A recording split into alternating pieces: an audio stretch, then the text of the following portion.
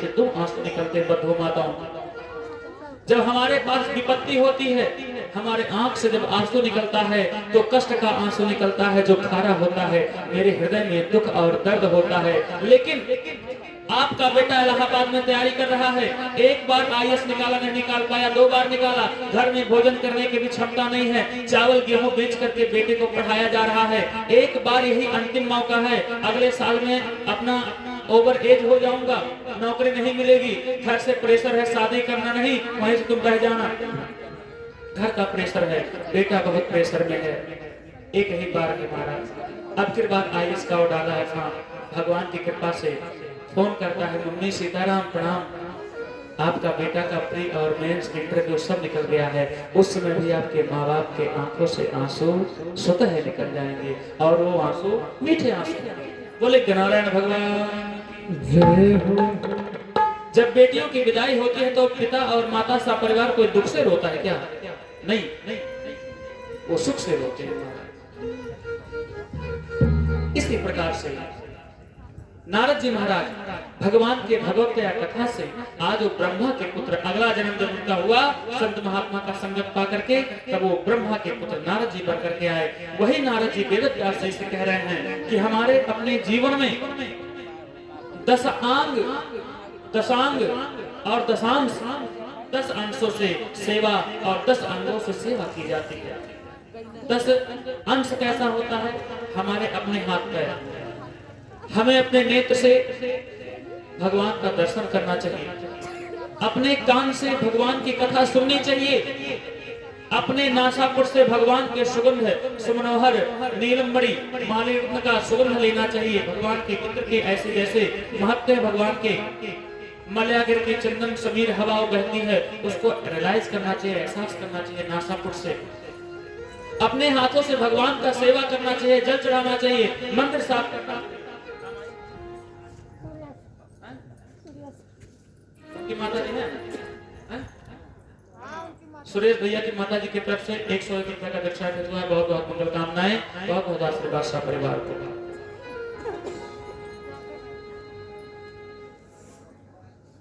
अपने हाथों से भगवान की सेवा करनी चाहिए, अपने पैरों से चल करके मंदिर में जाकर के सेवा करनी चाहिए महाराज। इसी प्रकार से 10 अंग की बात कर रहे हैं, 10 अंग की बात कर रहे हैं कि महाराज ब्राह्मणों को दशांग भोजन कराना चाहिए। दशांग कैसा? कहते हैं बाहुमान मधाहन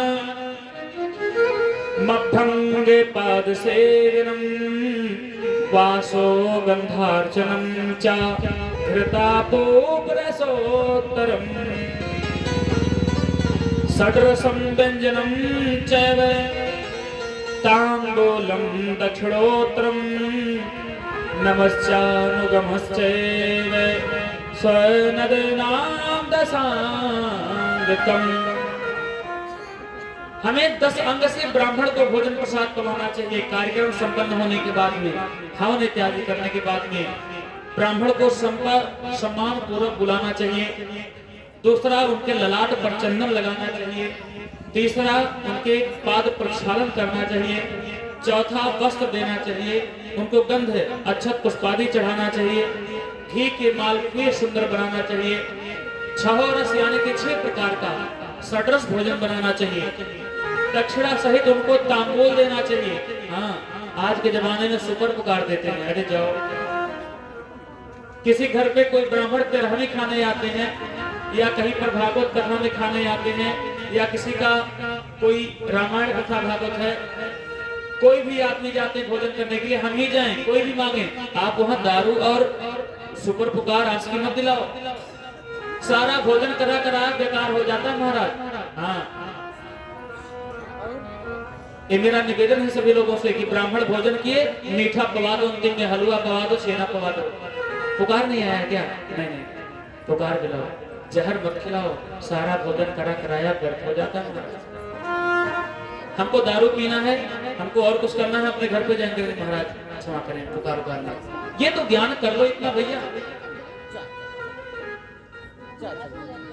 दशांश से भोजन करने में दक्षिणा सहित तांबूल देना चाहिए। तांबूल में 1 सुपारी, 1 लौंग, इलायची उसमें धो करके जो गणेश जी को चढ़ता है, तांबूल देना चाहिए और उसके बाद में नमस्कार करके अनुगमन का फिर निवेदन करना चाहिए। हे प्रभु, जैसे हमारे घर पे यहाँ कथा भागवत हुआ, आशीर्वाद दीजिए, फिर ऐसे कथा भागवत करवाऊं तो आप लोग का स्वागत करूं, इस प्रकार से करना चाहिए।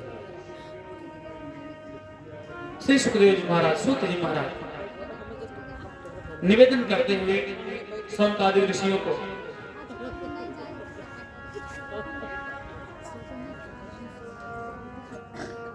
श्री वेदव्यास से महाराज सूत जी से कहते हैं कि हे सूत जी, सबसे बड़ा दान तिल दान का होता है। तिल दान, स्वर्ण का दान, घी दान और वस्त्र दान, इन दानों का महिमा है। लोग कहते हैं कि रे पंडित के तो दे दियो गमछा धोती, उसका महात्मा है। तिल का दान करने से बलवर्धक एवं मृत्यु निवारक होता है। अगर मृत्यु होनी सुनिश्चित भी होगी तो भी अंग वस्त्र देने से भगवान की महिमा शिव महापुराण कहती है कि हमारी वो मृत्यु भी छेड़ हो जाएगी, खत्म हो जाएगी। और उसके बाद में स्वर्ण दान करने से वीरवर्धक यानी कि हमारे घर में बालकों की संतति होती है। घी दान से पुष्टिकारक होता है, हमारा शरीर हष्ट पुष्ट हो जाएगा ब्राह्मणों को घी दान करने से। और वस्त्र दान करने से हमारी आयु बढ़ती है। वस्त्रम आयु वृद्धोत्तरः यह इमं पठते ध्याय यह श्रोति सदा नरः तस्य वै धर्म बुद्धिश्च ज्ञान सिद्धि प्रजापते। भगवान भोलेनाथ की शिव महापुराण में कथा कहती है, शिवलिंग पर कितना भी भोग लगाना चाहिए। पाशुपति व्रत तो आप लोग जानते हैं कि नहीं? पाशुपति व्रत, जिसके घर में बालक ना हो रहा हो, जिसके घर में कोई विपदा हो, अकाल मृत्यु कोई मर रहा हो, विपत्ति से हमेशा वो छुटकारा ना पा रहा हो, केवल पाशुपति व्रत कर ले। पाशुपति व्रत हर सोमवार को होता है और किसी भी सोमवार से आप उठा सकते हैं। केवल महिलाएं जो है नहीं, पुरुष बालक बच्चे सब कर सकते हैं। सोमवार से शुरू करेंगे। महिलाओं के लिए थोड़ा सा एक निषेध है कि वो रजस्वला धर्म में नहीं कर सकती है, रजस्वला धर्म से निवृत्त रहे। और एक महीने में 4 होता है, किसी किसी महीने में 31 का महीना रहेगा या सोमवार पहले तारीख को पड़ जाएगा तो एक ही महीने में 5 सोमवार पड़ जाएगा। 5 सोमवार महिलाओं को करना है। बल वृद्धि के लिए, धन वृद्धि के लिए, संतान वृद्धि के लिए, सुख वृद्धि के लिए, अपने ताप को बढ़ाने के लिए, संताप को समाप्त करने के लिए पाशुपति व्रत भगवान भोलेनाथ शिव महापुराण की कथा कहते हैं कि जो भी मनुष्य, जो नारी, जो पुरुष, जो बालक बालिका पाशुपति व्रत करती हैं, जो भी इच्छा लेकर के वो करती हैं, भगवान भोलेनाथ आज तक उसका किसी का निष्फल नहीं किए, सबको सफल कर देते हैं। एक ही शिवलिंग के स्थान पे पूजा करना है हर सोमवार को। सोमवार को सुबह पूजा सामग्री 2 हिस्सों में लाना है। कितने हिस्सों में? 2 हिस्सों में। एक हिस्सा सुबह पूजा पाठ कर लेना है, वही आधा हिस्सा बचा के लेके जाना है। शाम के समय में फिर वही सामग्री आधा लाना है, आधा एक ही साथ। 3 जगह भोग प्रसाद लेके आना चाहिए। 2 भोग प्रसाद चढ़ा देना चाहिए, 1 भोग प्रसाद अपने साथ लेकर के आना चाहिए। और शाम को पूजा पाठ करने के बाद में भोजन करने से पहले उसको प्रसाद को पा लेंगे। 5 दीपक जलाया जाता है। 4 दीपक भगवान भोलेनाथ के मंदिर में, 1 दीपक अपने चौखट पर। पाशुपति व्रत की विधियां बता रहे। और 5 मात्र सोमवार को ऐसा करने से। आज तो अष्टमी तिथि लगी थी, अष्टमी तिथि सुबह समाप्त हो गई, नवमी तिथि लग गई। अष्टमी तिथि आज का सोमवार का दिन 3 साल से पहली बार आया है। ऐसा योग आद्र नक्षत्र था।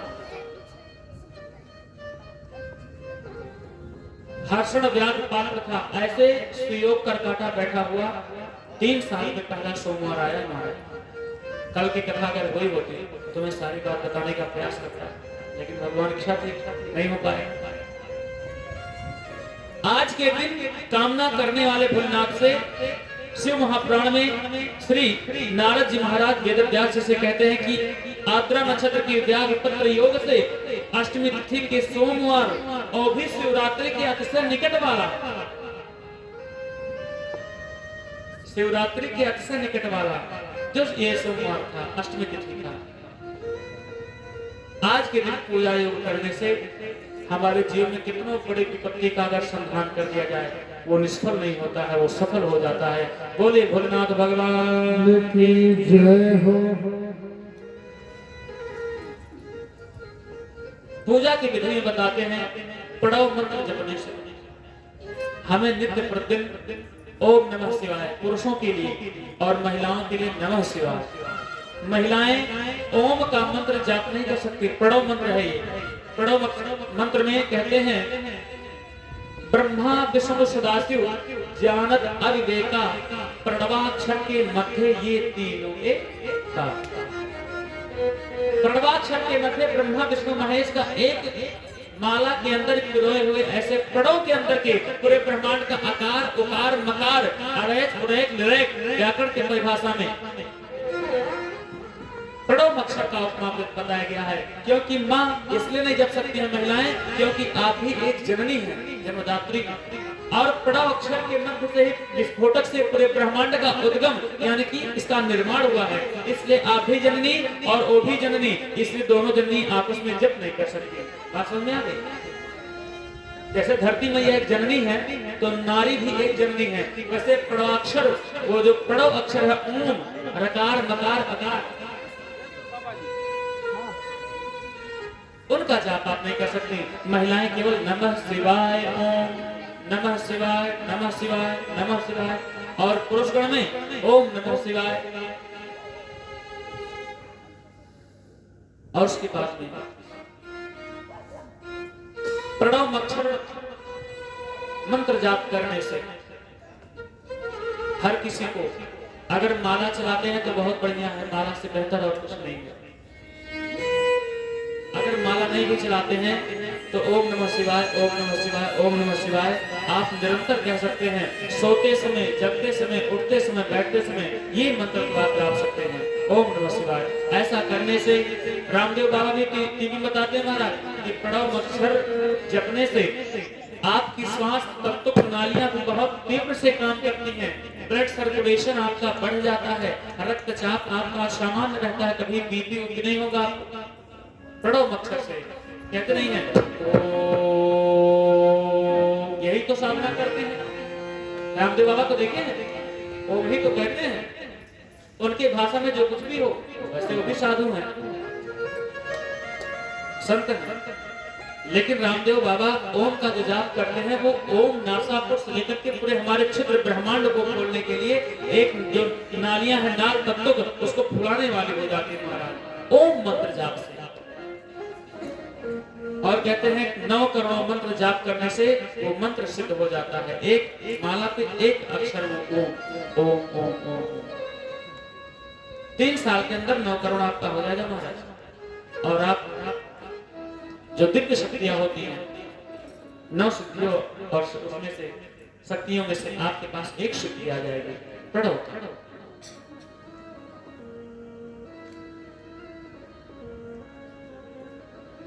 उसके बाद लिंग के बारे में प्रोक्षण करते हैं कि भगवान वेदव्यास जी कहते हैं, महाराज मैंने बहुत शास्त्र लिखा, 18 वेद लिखे, 18 उपवेद लिखा, 18 पुराण, 18 उप महापुराण लिखा, 4 वेद, 4 उपवेद लिखा, 6 शास्त्र लिखा, 108 उपनिषद लिखा, भागवत महापुराण लिखा, महापुराण है भागवत महापुराण, शिव महापुराण है, महापुराण है, और सब तो मत्स्य पुराण है, पूर्व पुराण है, नारद पुराण है, जैसे महापुराण है। जैसे पंडित मदन मोहन महामालवीय का उपमा दिया गया था, महामना, मना भी कह सकते हैं पंडित मदन मोहन मालवीय, लेकिन पंडित महामना मदन मोहन मालवीय, महा का जो उपमा दिया गया है। जैसे आप किसी विधायक के सामने आदरणीय, यशस्वी, आदरणीय, माननीय, भावनीय, जो ये सब लगाते हैं। शिव महापुराण के सामने महापुराण का उपमा दिया गया है। उसमें कहते हैं कि लिंग का निरूपण करके हम पूजा विधि कैसे करें। जैसे यही भोलेनाथ है, कहते हैं महाराज ब्राह्मण के लिए रस लिंग का निर्माण करना चाहिए, और क्षत्रिय के लिए बाण लिंग जो नर्मदेश्वर लिंग है, वैश्य भाइयों के लिए स्वर्ण लिंग सोने की लिंग बनाए, और शूद्र भाइयों के लिए, सेवकों के लिए शिला का, पत्थर का, और स्त्रियों के लिए पार्थिव लिंग, पार्थिव लिंग का उपमा, और सबसे शुद्ध स्फटिक लिंग बताया गया है। रस लिंग और स्फटिक लिंग। स्फटिक लिंग कौन पूछता है? विधवा स्त्रियां।